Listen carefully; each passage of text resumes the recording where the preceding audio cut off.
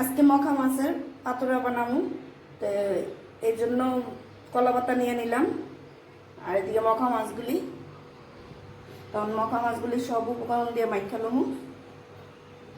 তোর মধ্যে আমি প্রথমে পেঁয়াজ কুচানো দিয়ে দিব।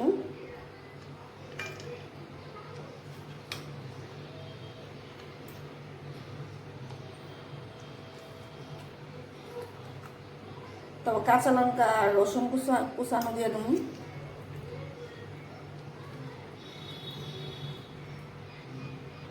তো জিরার গুঁড়ারে জল দিয়ে একটু গুলে লইছিলাম, এটা দিয়ে দেবো।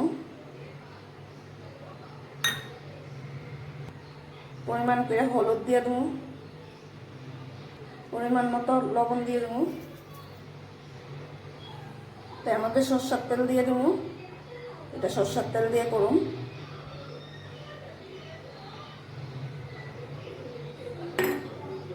তো আপনারা তো অনেকভাবে পাতুরা খাইছেন, কিন্তু আমার মতো এই পাতুরাটা একবার খাইয়া দেখবেন। এটা বিশেষ কথা হয়েছে, আমার মা এই পাতুরাটা বানাইতো। কী দিয়ে বানাইতো? সঙ্গে ভেন্ডি দিত, ভেন্ডি দিয়ে এই পাতুরাটা কলা পাতার মধ্যে করতো। তো আজকের লেগে আমি মার হাতের পাতুরাটা করুন। মা অবশ্য আমার নাই। তো এই মাখার মধ্যে আমি ভেন্ডিটাও দিয়ে দেবো, টুকরা টুকরা করে লইছি, আমি ভেন্ডিটা দিয়ে দেবো। তো এখন আমার সব উপকরণই দেওয়া শেষ হয়ে গেছে। তো এখন আমি মাইখা নেবো।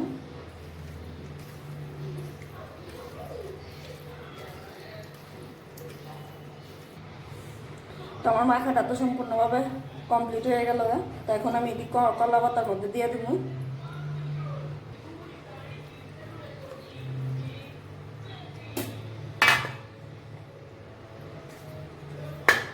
কলা পাতার মধ্যে ভালো করে মুড়াইয়া কড়াইয়ের মধ্যে দিব। আস্তে হিটে আস্তে আস্তে হইব, তারপরে নামাবো।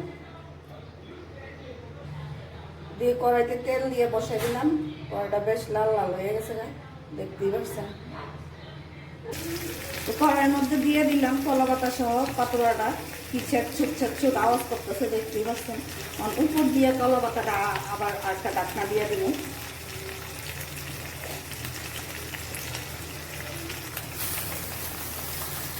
আজকে বাইন্দা বেন্দা লইছি না, এমনি দিয়ে দিতেছি। দিয়ে আমি একটা বাইরে কিছু দিয়ে ঢাকনা দিয়ে দেবো।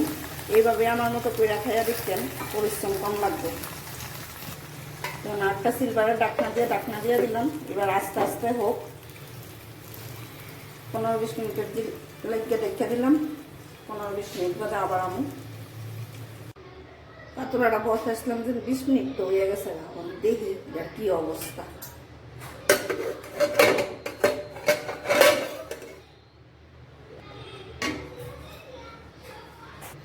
দেখতে তো ভালোই লাগতেছে। কলা পাতাটা একটু তুললেই দেখি।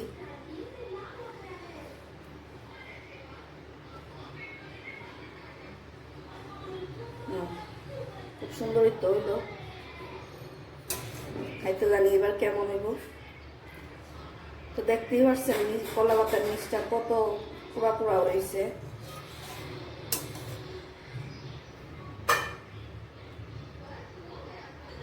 আজকে এটা করার থেকে আর বাটিতে লইতাম না, কারণ কলা পাতা দিয়ে পাতুরা করছি। তাইলে আর কি স্বাদ হইলো যদি বাটিতে ডাইলায় কলা পাতা ইচ্ছে সেটা এটা কি হইল নি। আচ্ছা, কলা পাতা কড়াই থেকে রেখেই আচ্ছা ভাত খাওয়ানোর সময় খাবো। তো বন্ধুরা, আপনারা যদি ভালো লাগে আমার এই রেসিপিটা, তাহলে লাইক কমেন্ট শেয়ার করবেন অবশ্যই। আবারও আমু ছোট্ট রেসিপি লইয়া সঙ্গে থাকবেন, ভালো থাকবেন।